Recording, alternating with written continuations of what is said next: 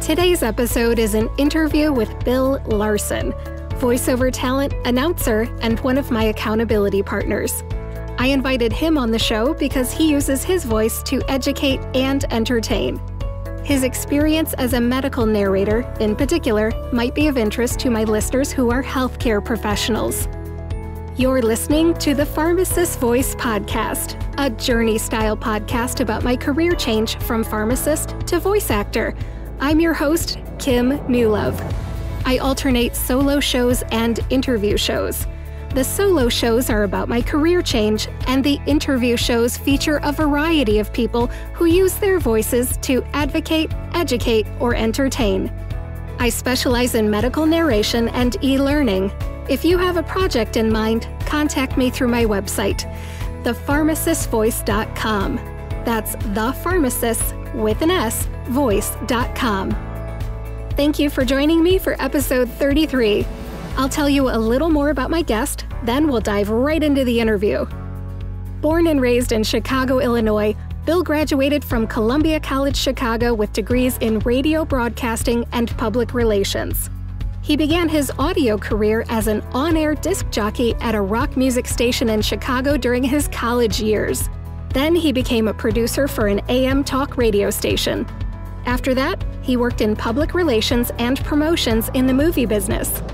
He worked for 20th Century Fox, Loews Cineplex Theaters, now AMC Theaters, and finally for Walt Disney Pictures. Bill began his full-time voiceover career 10 years ago. Currently, he does a variety of voiceover work. He records voiceovers for commercials, e-learning projects, medical narration projects, and sleep stories. Bill loves to help people, and he provides audio description for online streaming services to aid the visually impaired. Bill also does announcer work. He is one of the in-stadium announcers for the Philadelphia Eagles pro football team in the NFL here in the U.S. Bill is also an in-stadium announcer for the Trenton Thunder, a AA affiliate of the New York Yankees. Bill is a busy voiceover professional, and I'm happy to call him a friend. Without further ado, here's my interview with Bill Larson. Welcome to the Pharmacist Voice Podcast, Bill. How are you? I am great. Thank you for having me. I'm doing great. How are you? I'm great. Sweet. Good to see you on the podcast here. It is wonderful. I really appreciate you having me. Thank you. My pleasure. Bill, my guests advocate, educate, or entertain. How would you say you use your voice? So you have to go back for a while with me. And the reason I started my voice career in general is because of Darth Vader. And I started my career because I saw The Empire Strikes Back when I was a kid. Yes, I'm that old. In a movie theater. And when I heard his voice, when I heard James Earl Jones's voice be Darth Vader in a theater, that the sound was just incredible. I knew that there was a power in someone's voice. And it's not that I wanted to emulate him. I wanted to use my own. So throughout my career, I started off doing radio broadcasting. And then after that, I got into public relations. So I was always communicating somehow. So the first thing I like to do is just communicate. Information is key.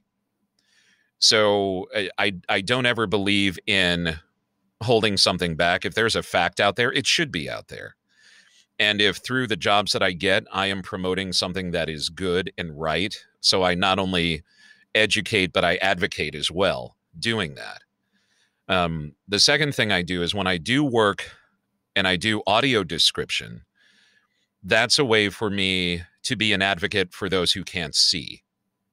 So when I'm describing something, it makes me feel good that through my job, I'm not only entertaining someone, which was the third criteria for you, but I'm also doing something that genuinely helps people. So I just firmly believe that there's a power in someone's voice, and it doesn't matter what your voice sounds like. You should just always use your voice to speak up and do whatever you can with it. Great answer. Can you give me an example of something you've done the audio description for and how somebody might come about that? Wow. Okay. So, audio description for those people who don't know, and I discovered it completely by accident. How much time you got? A couple of days? Great. So, I discovered it completely by accident through my job, my former job at Best Buy.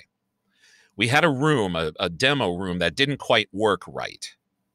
So, I was setting up the demos one day, and it just happened to be the movie Kong Skull Island.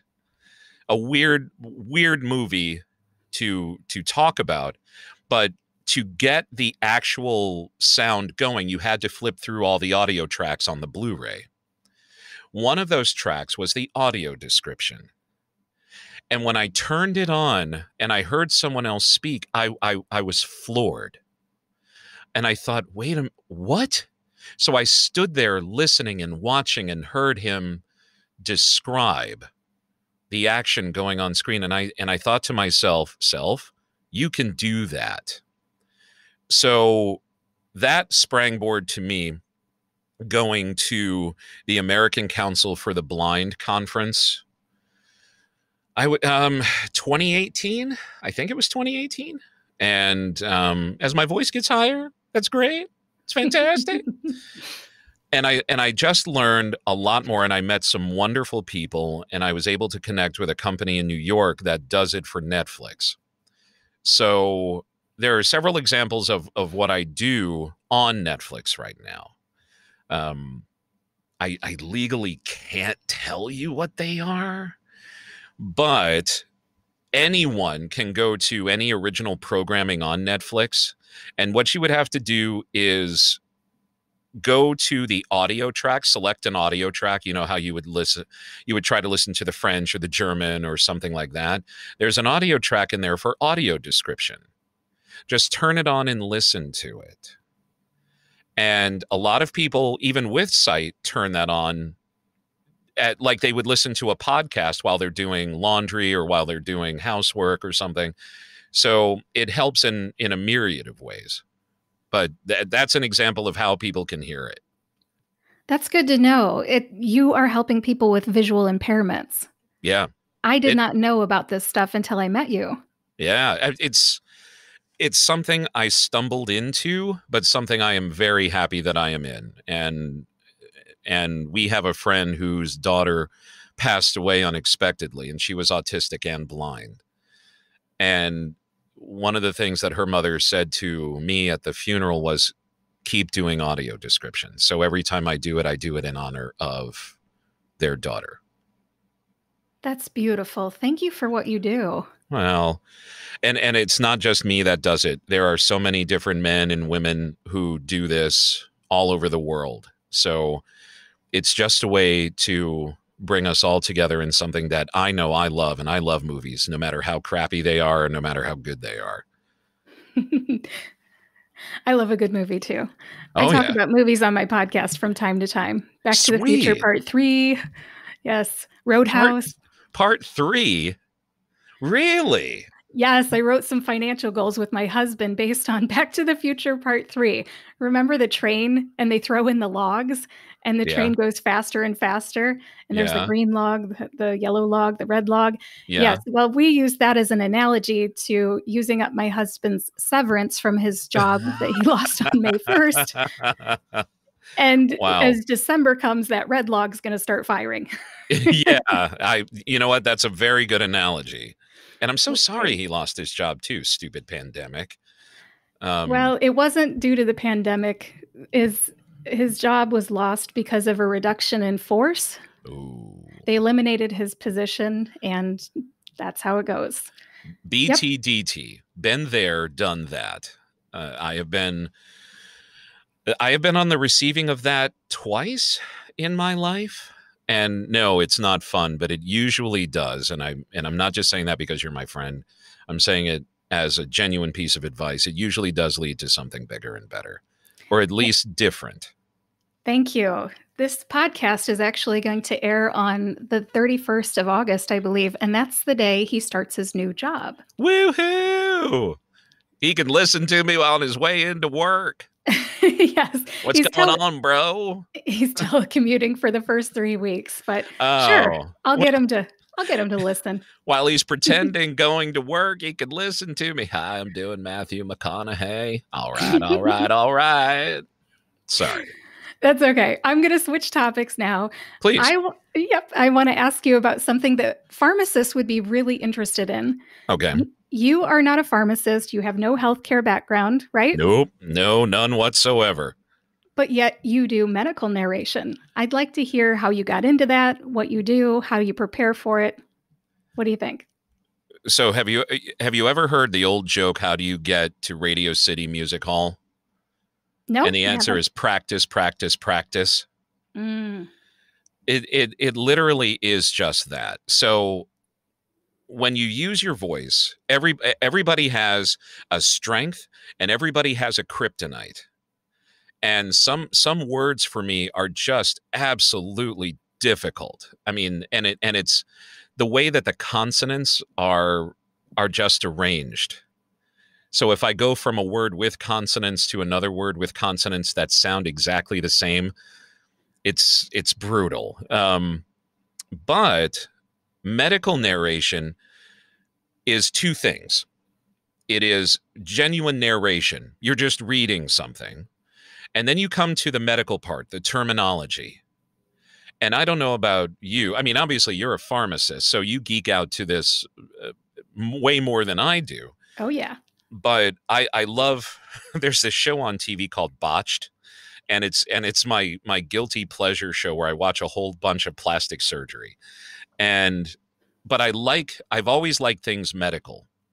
And so whenever you come up with, and I'm trying to think of a medical term off the top of my head, but deoxyribonucleic acid. Oh, okay. Yes, laparoscopic something, you know. And I would just geek out over that because, one, it's a good tongue twister, and two, it's a way to marry two things that are going to help somebody. And not only help the person who is learning using that video or that voiceover, but also help eventually a patient. So I just tried to do my best to practice that word.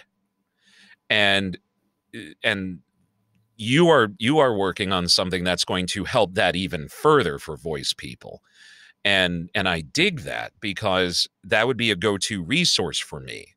So if I don't know how to pharmacists, how do I pronounce that? Oh, pharmacists. Great. Okay. Now I get it. Once you just practice it and you practice it enough where it can actually be a part of your speech, then other words are kind of built upon that. And so I just try to do my best to just practice and learn and sound educated. And there was once on video that I actually played a pharmacist for Good Neighbor Pharmacy. No way. I didn't know that. That's great. Way. Yeah, it was actually kind of cool 150 pounds ago. But yeah, it was fantastic. Hey, now how do you look up drug names and medical terms, anatomical terms, things like that? How do you learn those words? Learning those words. Okay, so Google has become my best friend. I don't know if anybody's heard of this, but there's what's called a search engine. And I put that in air quotes because I don't think anybody's ever heard of it. And then in that search engine, I literally go to Google and I type in the word. And then after that, I type in pronunciation. But what I try to do first and foremost is go to that company's website to look at their official videos, because they're the ones who are going to do it right. I mean, and just as an example, not in a medical way, but in a bank way, there is a bank called Santander. And I don't know if you know this or not, but the first time I saw that word, I pronounced it Santander. Oh. And the client was like, Bill, this sounded so great, but you need to do it again because it's different. You put the emphasis on the wrong syllable. I'm like, okay, great. So I literally go to that company's website to look at their official videos or see if they've got podcasts or something like that. If they don't, then I look up, whether it's somebody else's video or even just a mechanical pronunciation of it so I can kind of get the feel for it. And sometimes, as you well know, you can have a directed session, whether it's through Skype or what have you, or Source Connect, or you could actually do it, submit it, and then get notes back to re-record it. And so I figure that's my safety net if I need it. I try not to need it because I like to deliver quickly. But that's what that's what I do. Those are my resources. The internet is a great thing. Fair enough. Sometimes. Can you tell us some of the projects that you're known for or some of the genres that you enjoy working within? So audio description is probably the best one. And the reason being, I have always found that the jobs in my life where I've had the most reward have come from the ones that have helped people. Like one of my most rewarding jobs ever was working in a hospital laundry. And I lived in New Hampshire for a year. And during that time, I spent 6 months working at a hospital in their laundry because that was the only job I could get after moving to New Hampshire. And it was incredible because we also did the laundry, not just for the hospital and their birthing wing, but for the permanent residents for the elderly. They actually had a wing for that. And knowing that I was doing somebody's laundry was incredible. And so I knew that it helped. So audio description is probably the first one. Narration, and I do sleep narration as well. And on the platform where I am, I like seeing the input of, you really helped me get to sleep. I can't get through one of your stories properly because I fall asleep within the first few minutes, which is a huge compliment. That's what it's supposed to do. So helping people relax and de-stress, especially in these uncertain times. Oh my God. And then the third thing I like to do is a lot of medical narration and narration in general. Not just because it's in my wheelhouse, but because I think people are entertained by that kind of thing. So those three, I think, are the biggest ones. And please, I'm never going to turn down $1 gajillion to do a commercial for Cadillac or anything like that. Never. So if anybody from Cadillac is listening, we're kind of for hire, both Kim and me. So that's great. Oh, I'm sorry. I don't even know where that came from. But yes, I would never turn that down. But those jobs are very rewarding for me. So I love my career. Yeah, national commercials is everybody's dream. Big Oh, yeah. payday there. Oh, yes. Yes. Yes. How about audiobooks? Do you do any audiobooks? I did one, and I did one years and years ago, and I did it so that I could actually have the demo for it. I mean, you know as well as I do, and no matter what your field, if you are listening to this podcast, whether you're interested into getting into voiceover or you are a pharmacist following Kim's journey to do this, you have to put a demo out there at some point. So I did an audiobook called The Soprano State, New Jersey's Culture of Corruption. And I thought, oh man, that's all right. That's a cool book. And it was the first time I ever dove into long form narration like that. So I went to the New Jersey Library for the Blind. It's in Trenton, or it was in Trenton from what I hear. I think that wing closed, but I recorded it there. And it was a great experience, and I would love to do it again. So I keep auditioning for different audiobooks through Macmillan Publishing in New York. And one of these days, this guy with two thumbs pointed at himself is going to get some type of audiobook. Now, to go through to your other question, is there anything that I would be known for? Truthfully, if I do my job, you don't know me. And you shouldn't. Because if I do my job right, you're paying attention to what I'm talking about. So whether it's a drug, whether it's a book, whether it's the movie that I'm describing, if I do my job well, then I'm helping you focus on that, not me. And there are a lot of people who were absolutely the most famous people in the world who died broke. So I would rather not be famous. I would rather work. Are we allowed to talk about your stadium announcing? Sure. Why not? Oh, yeah. This is going to be fun, people. Strap in. This is going to be a fun ride. I am one of the in-stadium announcers for the Philadelphia Eagles as well. And I have been blessed enough in my life to have that job. It is absolutely amazing. It's a different kind of voiceover. So that's, if anything, it's that's the revenue generating part, because when you hear my voice in the stadium, so if you go to a football stadium and you're there and you hear the announcer say, make sure you buy your 50-50 raffle tickets. This week, the 50-50 jackpot is up to $7 gajillion.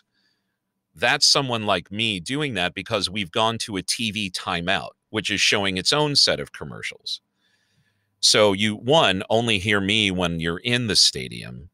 And two, it's a dream come true, man. I have a Super Bowl ring to prove it. It's nifty. And I get to go to work and I say this legitimately, not because they have hired me and I work for them. They are a fantastic organization to work for. The people that are there are the salt of the earth.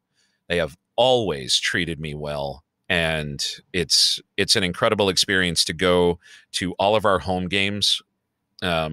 This year is obviously different for many reasons. So we don't even know what our year is going to look like this year. But regardless of whether I'm on the sideline or not, I support the Eagles and I bleed green. It's awesome. I'm so glad you brought this up because you are the only voice actor I know who got a Super Bowl ring for what you do. Yeah, I did. Yeah, I did. It's awesome. It's just cool. It hasn't bought me a drink yet, though, but yeah, it's great. It makes for a great story, and your passion for what you do comes through every time we talk. And during football season, when our accountability group gets together, we've got some Patriot fans in the group, and you and they get to talk a little bit of trash. And I'm a little old Cleveland Browns fan over here, and I keep my mouth shut because, well, you know why. Well, you know what? You're part of the dog pound, though. and I have to respect that because, and you guys, within the next few years, you've got a legitimate shot. If I can just talk sports for 2 seconds, Sure. you are legitimately putting the pieces together to stop being a 0-16 team.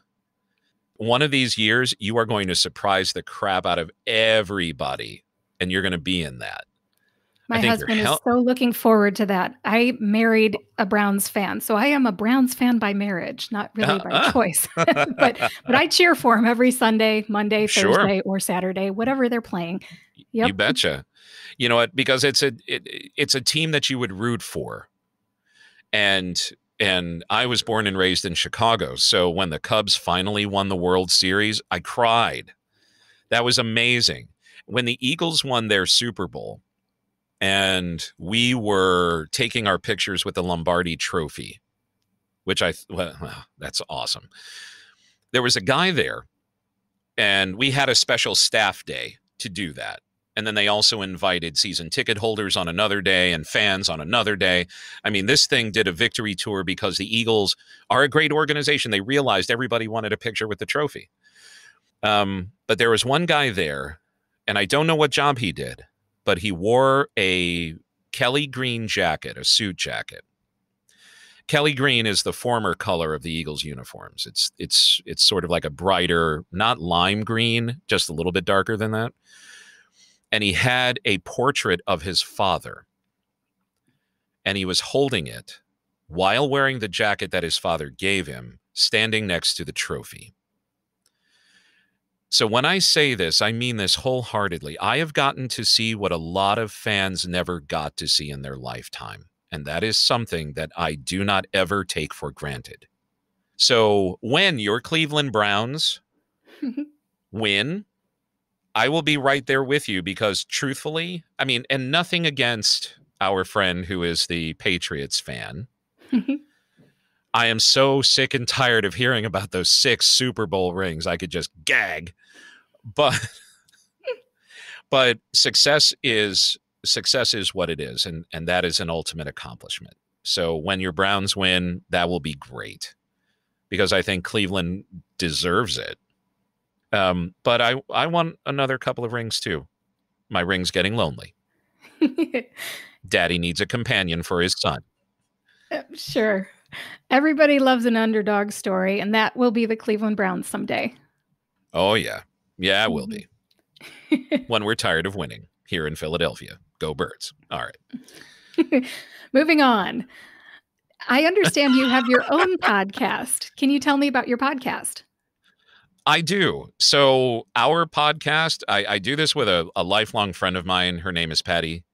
And we do a podcast called the WatchList Pod. The podcast is called the WatchList with Pattie and Bill. And you can find that on the watchlistpod.com. And we talk about movies and TV shows. And we talk about entertainment news. And she talks about gaming because she games, I don't. And we just have fun for an hour, sometimes 10 minutes, sometimes half an hour.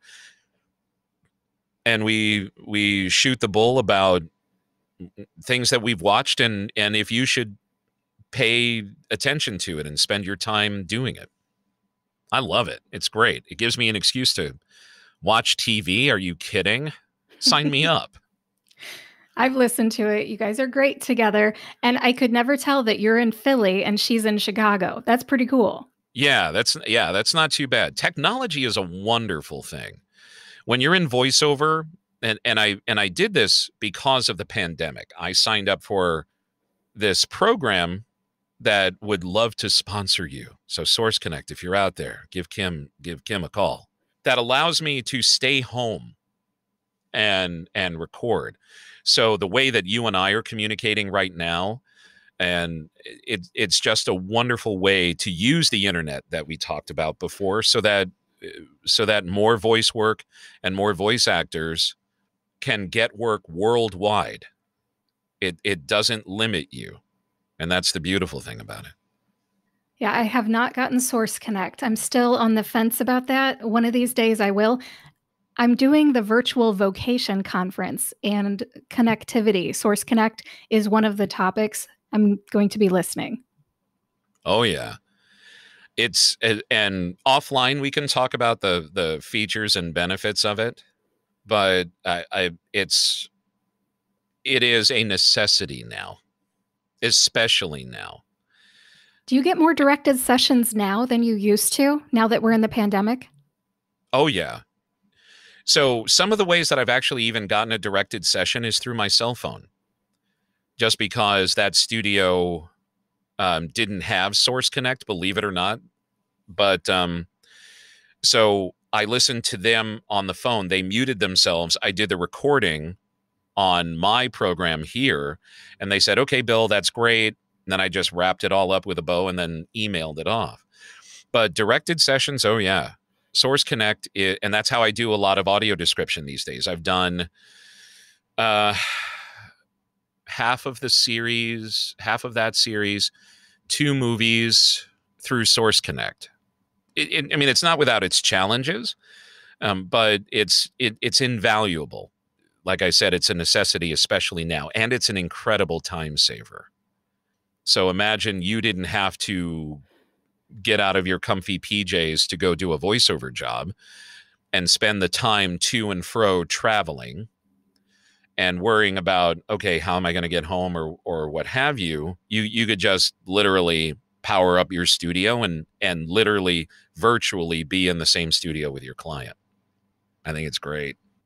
Tell me about Vocation. That's where we met. We met at the Vocation conference last September. Are you going again, or what are your plans? So I signed up for 2 conferences, and I may bail on one of them. But the one I'm bailing on is not Vocation. What I liked about Vocation is that it was New York based, and being on the East Coast, I liked connecting with people who were at least also on the East Coast. But it drew national people to speak. So I'm doing that one again, yes. I signed up for it because even if I end up getting the same information again, it could reinforce something that I've forgotten. And I can also then concentrate on new stuff if I find that I am getting the same info again.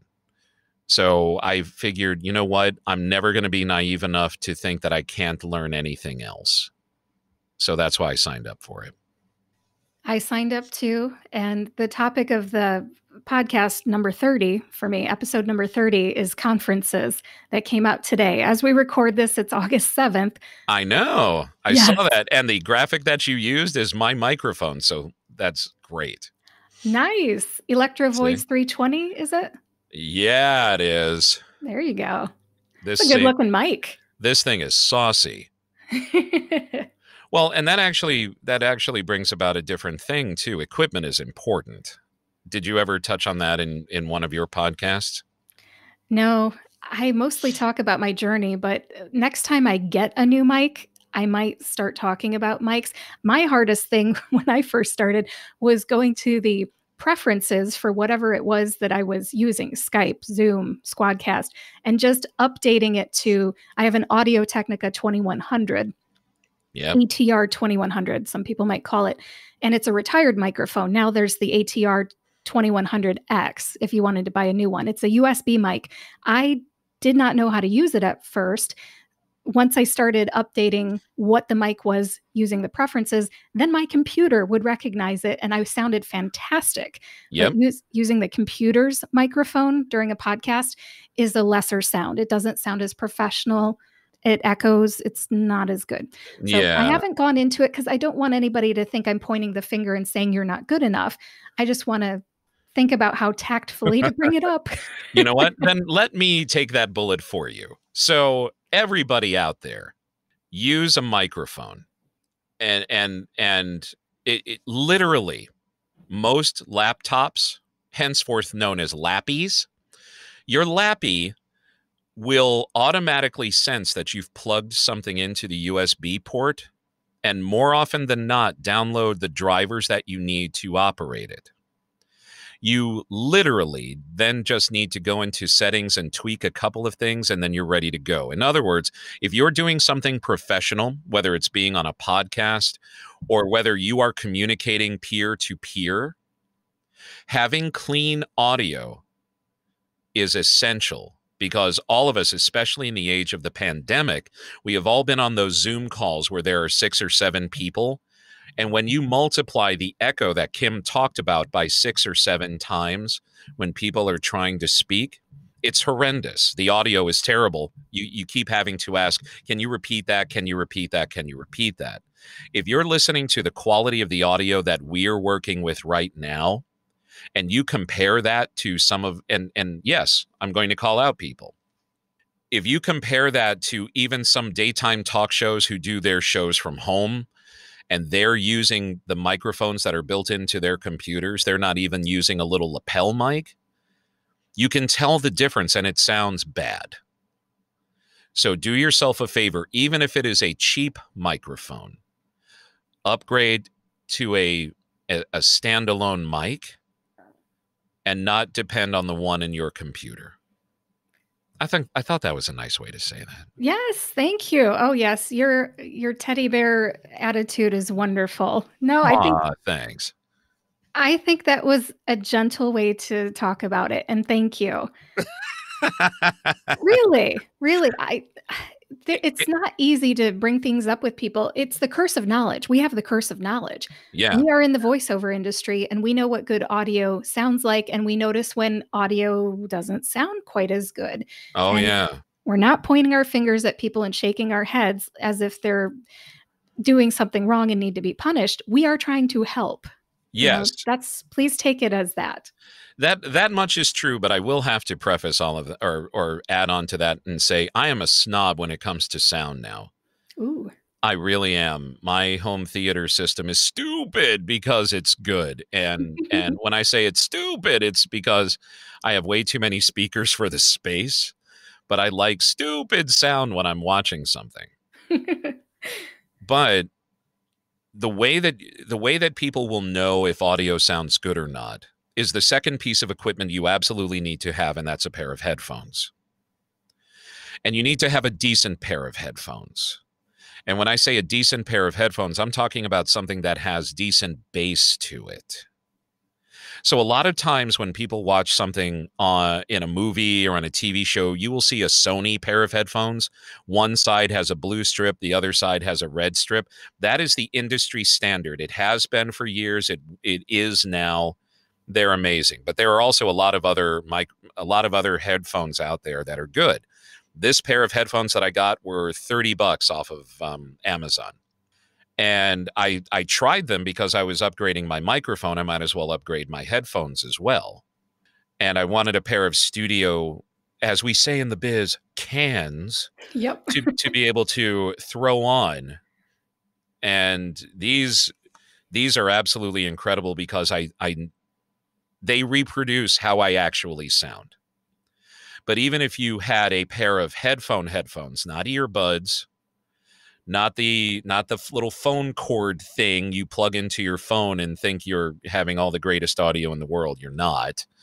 If you get a standalone microphone and then a separate pair of headphones, not only can you be a guest on Kim's podcast and sound incredible, sound, head and shoulders above anybody else, but you're also going to find that if you have a project to do for yourself or for your job, it's going to be amazing.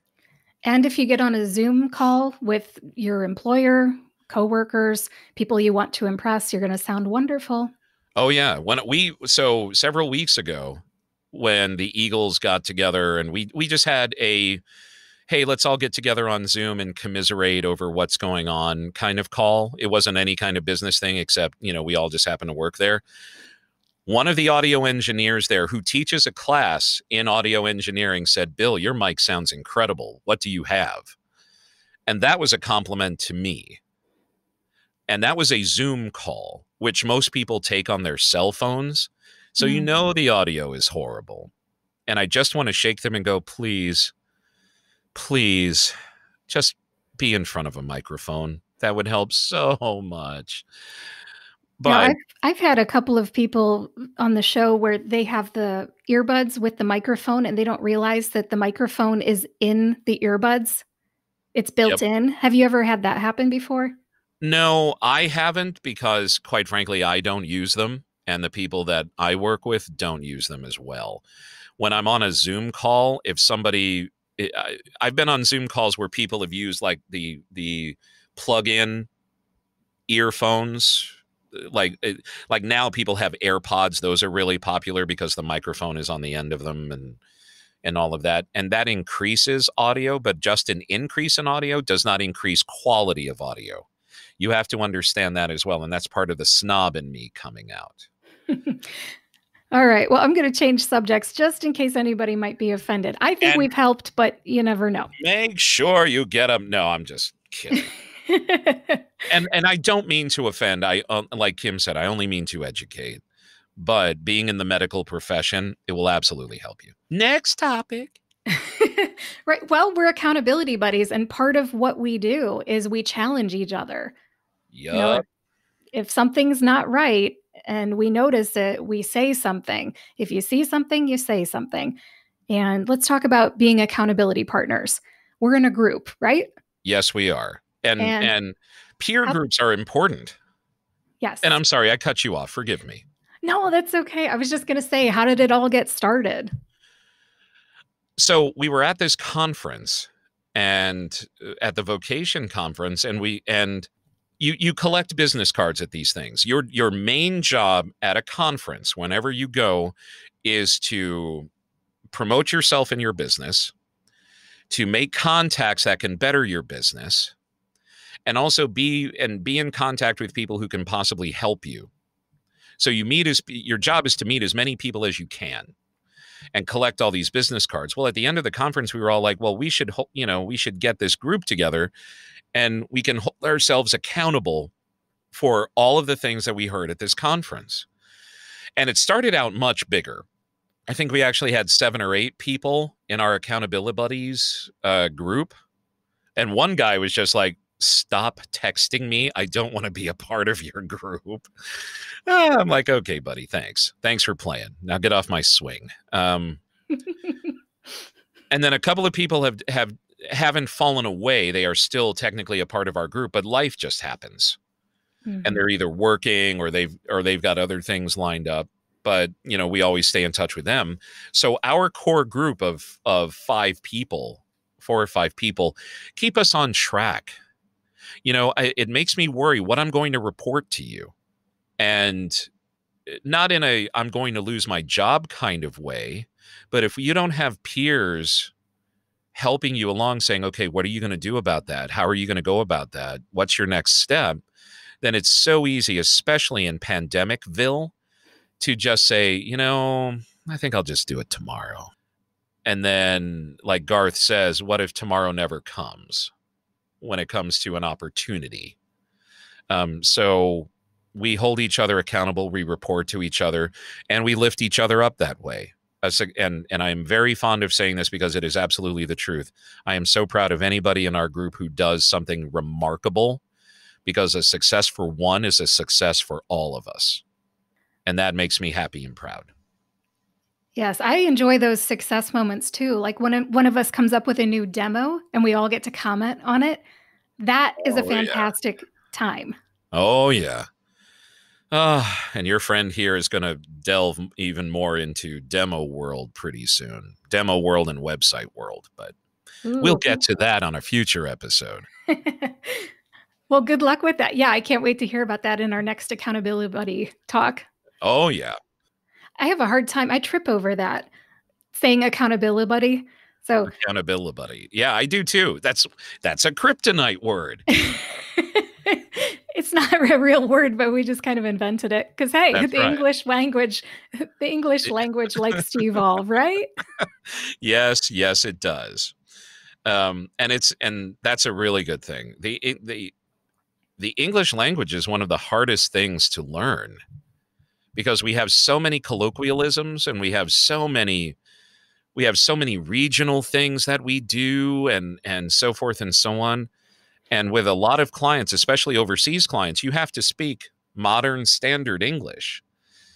And so just having and this kind of wraps back around to something we said before, the power in one's voice can also mean having the power and the command over the language that you are speaking, and being able to not only represent yourself well, but to get your point across, especially when you're speaking to a client or a peer. You're trying to get a drug piece of information out there. When you speak eloquently, people will listen to you. And having that command and knowing just a little bit better grammar and syntax and all those other sort of fun words will help you also. Where can people find you on the internet? So if people want to connect with me, they can absolutely find me either on Instagram at Bill Ivory Larson. It is my name. I don't hide behind any kind of avatar or anything like that. So at symbol Bill Ivory Larson with an O and not an E in Larson. You can also go to LinkedIn, and I have my LinkedIn profile there. Just search for Bill Ivory Larson. How about your website? Do you have one? You know what? That's one of the things that the accountability buddies need to hold me accountable for. So I actually, one of these days, I will have bearhugvo.com up and running. So I have the domain name, but if you go there, it's going to say, thanks, pardon our dust. We're still under construction right now. But one of these days, people will be able to go there and hear samples of me and learn a little bit more about me and my journey in voiceover. Got it. Well, as we wrap this up, is there anything else you'd like to share? I would like to ask you a question. Has any guest of yours asked you a question? A few, yes. But I'm curious to know what you're going to ask me. So how are you finding your journey? I'm finding my journey very complicated. Why is it complicated? Right when I cut my demo on March the 11th, that's right when the pandemic was hitting. Yeah. On March 13th, my kids started staying at home. I became a homeschool instructor for 2 different kinds of kids, one with special needs and one without, who's a high schooler. It has been a challenge. And then my husband comes home one day and says, I lost my job. And he says, you can work on your voiceover business full time. And it was a super exciting day for me, but a lot of mixed feelings because I feel terrible for him. And he doesn't know how to be a stay-at-home parent, and he doesn't know how to be a homeschool teacher and hang with the kids 24/7, 365. It was a lot of change. And then a month later, he wants to go find a job again. And I had to figure out how my voiceover career was going to fit into this when I didn't even know very well how to find work. And now I'm working on a huge e-learning project, which is kind of top secret, but hopefully by the time this goes to air, it'll be out. Yeah, I know. My husband's returning back to work on August 31st. Hopefully the project will be done and I can talk about it. You know how it is. You get a project and you can't talk about it until it goes live. That's right. Yes. And it's been interesting. And I'm trying to keep up with the podcast and finish audiobook narration lessons. I wasn't planning to finish that until this fall. I think my last day is September the 2nd with Sean Pratt. So I wasn't ready to go full time with this. It's a journey. As you know, you don't just quit your day job and then mosey on over to voiceover. And then boom, you've got 10 projects waiting for you. I have no manager. I have no agent. That was all stuff I was going to take care of. But then, the pandemic hit. My journey has been amazing. I love to learn. Lessons have been amazing. But at the same time, I'm trying to navigate all kinds of minds and do a job that involves it being perfectly quiet when I've got 3 other humans in the house. And thank you for laughing because you know how hard it is. Yes, I do. If you have something you have to record, you have to have all your stuff set up. And then you tell your family members, okay, I need it quiet for X number of minutes. They either really need to be quiet or they need to get the heck out of the house. And that is complicated. And then as soon as you go to press record, your neighbor will crank up their leaf blower. Yeah. Or a jet will fly overhead, or it's garbage day and the garbage truck just picks that time. So you've got this secluded 15 minutes where you've got to record a 1-minute spot. And of course, that's when the garbage guys come and your family will come back and say, are you done? And you say, oh, I haven't started. I need school. I need the kids to get the heck out of the house. I need my husband to leave the house. I need the world to return to normal. So my journey's been complicated, Bill. Thanks for asking. I love it. It's great. I love sharing it with people, but my journey is more complicated and has more layers than I think I could ever describe. Can I share a couple of things with you? Yes. Yes, please. Okay.